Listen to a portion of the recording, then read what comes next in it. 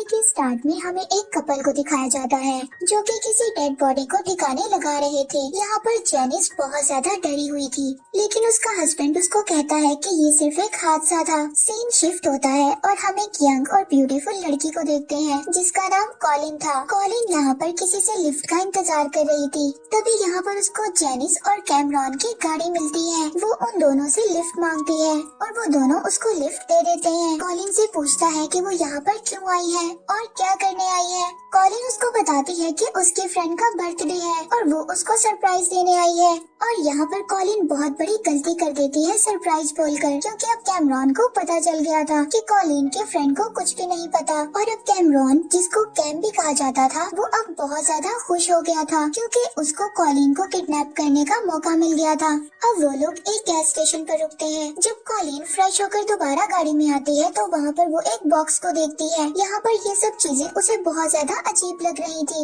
लेकिन वो इनको इग्नोर करती है और वो लोग अब आगे चलने लगते हैं। अब जेनिस और कैम इसको बोलते हैं कि आगे बहुत ही अच्छा व्यू है, तुम्हें हमारे साथ जाकर उस व्यू को जरूर देखना चाहिए। और कॉलिन बगैर सोचे इनकी बातों पर ट्रस्ट कर लेती है और हाँ कह देती है। अब वो कॉलिन को एक बहुत ही सुनसान जगह पर ले आए थे और अब कैम मौका देखकर कॉलिन की आंखों पर पट्टी बांध देता है और उसका सर उसी बॉक्स में रख देता है जो कॉलिन ने गाड़ी में देखा था, ताकि कॉलिन को इस बात का पता ना चल सके कि वो उसको कहाँ पर लेकर जा रही है। अब वो उसको अपने बेसमेंट में बंद कर देता है और बहुत ही बुरी तरह से मारने लगता है। कॉलिन वहाँ पर बहुत ही जोर से रोती है और चीखती है और वो कैम से पूछती है कि वो उसके साथ ऐसा क्यों कर रहा है, लेकिन वो उसको कुछ भी नहीं बताता और उसको टॉर्चर करता रहता है और फिर एक बॉक्स में बंद कर देता है। और यहाँ पर पता चलता है कि कैम एक बहुत ही बड़ा साइको था। इसके बाद कैम की वाइफ जेनिस कॉलिन के पास आती है और उससे पूछती है कि वो क्या चाहती है और कॉलिन उसको कहती है कि प्लीज मुझे यहाँ से जाने दो,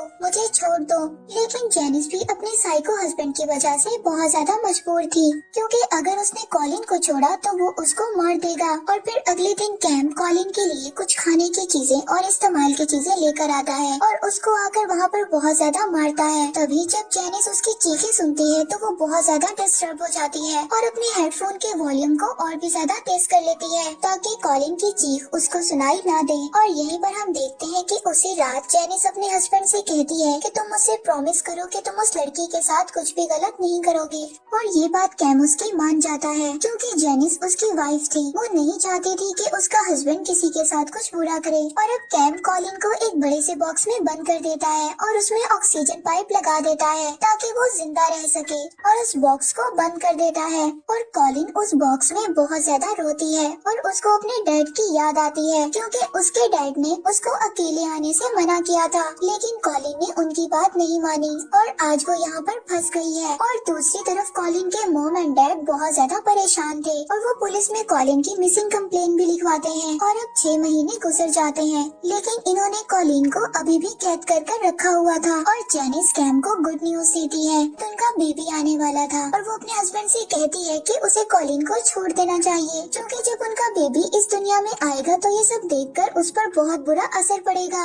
लेकिन कैम उसको कहता है कि अगर मैंने कॉलिन को छोड़ दिया तो वो पुलिस के पास चली जाएगी और हम दोनों पकड़े जाएंगे। और अब कैम यहाँ पर एक प्लान करता है। वो कॉलिन को काफी ज्यादा डराने वाला था। वो कॉलिन को बताता है कि वो एक स्लेव कंपनी में काम करता है जो स्लीव्स को खरीदती और बेचती है, और कहता है कि तुम मेरी स्लेव हो, अगर तुम यहाँ से भागी तो कंपनी वाले तुम्हें पकड़ लेंगे और बुरी तरह से मार देंगे। और अगर हम किसी को अपना स्लेव बनाते हैं और इसके बाद वो भाग जाए तो हम उसकी फैमिली को भी मार देते हैं। ये सब बताकर वो कॉलिन के अंदर डर पैदा करना चाहता था ताकि वो यहाँ से खुद ना भाग सके।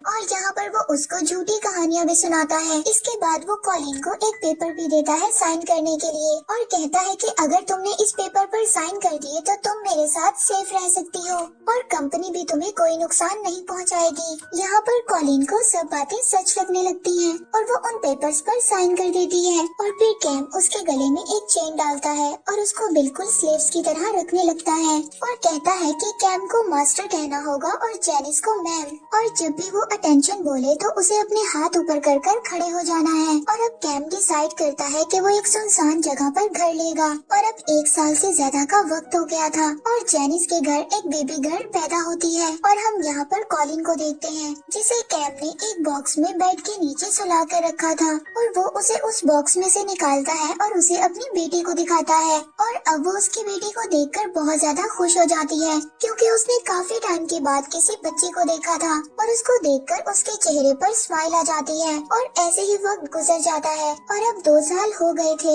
यहाँ पर जेनिस की बेटी भी बड़ी हो जाती है। तभी कॉलिन इन सबको खाना सर्व कर रही होती है और यहाँ पर कॉलिन से खाना सर्व करते हुए एक नाइफ नीचे गिर जाती है जिस पर कैम उसको अटेंशन बोलता है और कॉलिन अपने हाथ ऊपर कर कर खड़ी हो जाती है और कैम उसको फिर से वहाँ पर मारने लग जाता है। और अब ये सब जेनिस से बर्दाश्त नहीं हो रहा था। वो कैम को ये सब रोकने का बोलती है और हम देखते हैं कि जेनिस को भी कहीं न कहीं बुरा लग रहा था लेकिन वो कॉलिन की हेल्प नहीं कर पा रही थी क्योंकि शायद जेनिस अपने हस्बैंड से बहुत ज्यादा डरती थी। और फिर से अगले दिन कैम कॉलिन को कोई स्टोरी सुनाकर फिर से डराता है। वो उसको बताता है कि पास ही वाले टाउन में एक स्लेव अपने मास्टर को छोड़कर भाग गई थी और वो मदद के लिए एक पुलिस ऑफिसर के पास गई लेकिन वो पुलिस ऑफिसर भी हमारी ही कंपनी में काम करता था। और फिर उसके बाद उस लड़की को पकड़ लिया गया और उसके हाथ, पाँव और जुबान को काट दिया। अब ये सब सुनकर कॉलिन और भी ज्यादा डर जाती है क्योंकि कैम कॉलिन को ये सब इसलिए बता रहा था क्योंकि वो उसको बाहर लेकर जाना चाहता था ताकि वो जब भी बाहर जाए वो किसी को कुछ भी ना बता सके। और यहाँ पर हम देखते हैं कि कॉलिन शायद थोड़ी सी बेवकूफ थी। वो कैम की हर बात पर यकीन कर रही थी। इसके बाद कैम इसको अपनी गाड़ी में बिठाकर अपनी वर्क प्लेस पर ले जाता है जहाँ पर वो लकड़ियाँ काटने का काम करता था। यहाँ पर वो कॉलिन को 2 आदमी दिखाता है जो कि इसके बॉस होते हैं और कहता है कि ये दोनों कंपनी के आदमी हैं। इनके सामने मुझे मास्टर ना बोलना। अब कॉलिन उसकी सारी बातें मान लेती है और कॉलिन को भी यहाँ पर आकर कुछ अच्छा फील हो रहा था। अब कॉलिन कैम से पूछती है कि क्या वो कभी घर वापस जा पाएगी। वो उसको कहता है कि हमारी कंपनी किसी स्लेव पर ट्रस्ट नहीं करती लेकिन मैं फिर भी तुम्हारी मदद करूँगा। और ये बात सुनकर कॉलिन बहुत ज्यादा खुश हो जाती है और उसकी हेल्प करने लगती है। तभी अचानक से कैम को चोट लग जाती है और वो गिर जाता है। और अब ये ऐसा पल था कॉलिन यहाँ से भाग सकती थी लेकिन कैम ने उसको इतना डरा दिया था वो मौका मिलने पर भी वहाँ से नहीं भागती। इसके बाद वो लोग घर आ जाते हैं और कॉलिन कैम को बैंडेज करती है। और ये सब जब जेनिस देखती है अब उसको बहुत ज्यादा गुस्सा आ गया था और जेनिस अपने हस्बैंड से फाइट करती है। और हम यहाँ पर देख पाते हैं कि कैम एक बहुत ही बुरा इंसान था। और इसी तरह अब वक्त गुजर रहा था और अब हमें 4 साल बाद का सीन दिखाया जाता है। यहाँ पर कॉलिन जेनिस की बेटी को देखती है जो कि थोड़ी बड़ी हो चुकी थी। ये देखकर कॉलिन बहुत ज्यादा शॉक्ड हो जाती है और कॉलिन जेनिस से पूछती है कि उसे यहाँ पर कितना वक्त हो गया है। एक्चुअली में कॉलिन को इस बात का आइडिया ही नहीं था कि उसे यहाँ पर आए हुए कितने साल हो चुके हैं। और जब एक दिन जेनिस और कैम घर पर नहीं होते तो कॉलिन को बहुत ही बुरे ड्रीम्स आते हैं और वो गॉड से पूछती है कि उसने लाइफ में कभी भी कुछ गलत नहीं किया तो उसके साथ ऐसा क्यों हो रहा है। और ये सब ड्रीम्स देखने के बाद वो काफी ज्यादा डर जाती है और बॉक्स को बहुत जोर से मारती है जिससे वो बॉक्स से बाहर आ जाती है।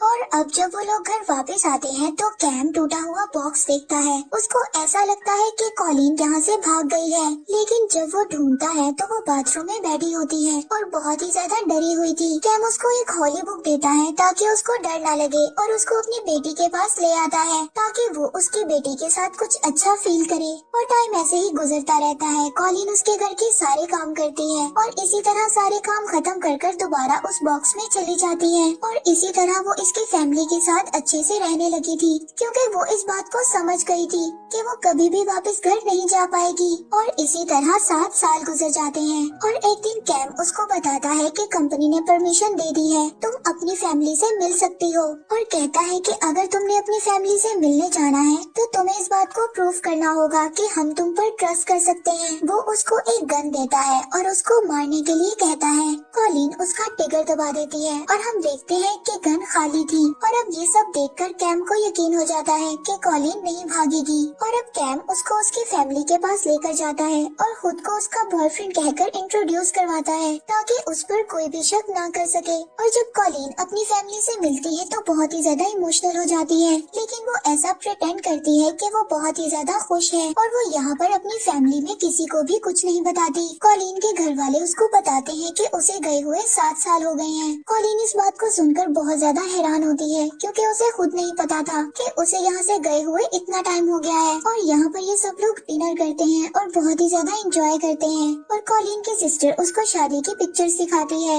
और फिर कॉलिन की बहन उससे पूछती है कि वो दोबारा कब मिलेगी। कॉलिन बोलती है कि पता नहीं, जिस पर कॉलिन की बहन उससे बोलती है कि अगर तुम्हें कोई भी प्रॉब्लम है तो तुम मुझसे शेयर कर सकती हो और मुझे ऐसा लग रहा है कि तुम्हारे साथ कुछ गलत हुआ है और मैं तुम्हारी मदद करने के लिए तैयार हूँ। ये ऐसा मोमेंट होता है कि कॉलिन यहाँ पर अपनी बहन को सब कुछ सच बताने वाली थी, लेकिन वहीं पर अचानक कैम आ जाता है और अब कैम बहाने बनाकर कॉलिन को यहाँ से ले जाता है। और हम दूसरी तरफ कैम की वाइफ जेनिस को देखते हैं जो अपने हस्बैंड की वजह से बहुत ज्यादा परेशान थी, इसीलिए अब वो अपनी बेटी को लेकर कैम के पास से चली जाती है। और इस बात से कैम काफी ज्यादा दुखी और उदास हो जाता है। ये देखकर कॉलिन उसको कहती है कि वो उसकी मदद कर सकती है, लेकिन कैम उसको देखकर गुस्सा हो जाता है और कहता है कि तुम्हें मेरी वाइफ बनने की कोई जरूरत नहीं है। इसके बाद वो उसे एक रूम में बंद कर देता है और अब कॉलिन को बहुत ज्यादा बुरा लगता है और वो बहुत ज्यादा रो रही थी। और दूसरी तरफ हम जेनिस को देखते हैं जिसे अपनी गलतियों का एहसास हो गया था। वो चर्च में जाकर बहुत ज्यादा रोती है और गॉड से माफी मांगती है कि गॉड उसे माफ कर दे। और यहाँ से दोबारा वो कॉलिन के पास जाती है और उसे वहाँ से आजाद कर देती है। वो कॉलिन को बताती है कि कुछ साल पहले कैम ने एक लड़की को कैद किया था तुम्हारी तरह, और कैम जब उस लड़की को घर लेकर आया और वो बहुत ज्यादा शोर मचा रही थी जिसकी वजह से कैम ने उसे मार दिया और हमने कुछ टाइम बाद उसकी बॉडी को दफना दिया। जिस डेड बॉडी को हमने मूवी के स्टार्ट में देखा, जेनिस उसी के बारे में कॉलिन को बता रही थी। लेकिन ये सब करने के बाद और अब जेनिस को इस बात का एहसास हो गया था। वो सोचती है कि वो कॉलिन के साथ ऐसा नहीं होने देगी और अब वो कॉलिन को अपनी कार में बिठाती है और एक बस स्टेशन पर छोड़ देती है और बोलती है कि तुम्हें अब घर जाना चाहिए। जिस पर कॉलिन उसको बोलती है कि अगर कंपनी ने मुझे ढूंढ लिया तो क्या होगा, और जेनिस उसको बताती है कि ऐसी कोई कंपनी नहीं है, कैम ने तुमसे झूठ बोला है, सिर्फ तुम्हें डराने के लिए कैम ऐसी सी स्टोरीज तुम्हें सुनाता था। और अब कॉलिन बस में चढ़ जाती है और अब कॉलिन अपनी फैमिली के पास पहुंच गई थी और उनसे मिलकर बहुत ज्यादा रोने लगती है। और दूसरी तरफ हम कैम को देखते हैं जो कि रो रहा था। ना तो उसके पास अब जेनिस थी और ना ही कॉलिन, और लास्ट में जेनिस ऑफिसर को सब कुछ सच बता देती है जिससे कैम को पकड़ लिया जाता है। और मैं यहाँ आपको बता दूं कि ये एक रियल स्टोरी है जिसमें जेनिस और कैम नाम के कपल ने एक लड़की को 7 साल तक एक बॉक्स में कैद कर रखा था। वेल, मूवी का यहीं पर एंड हो जाता है।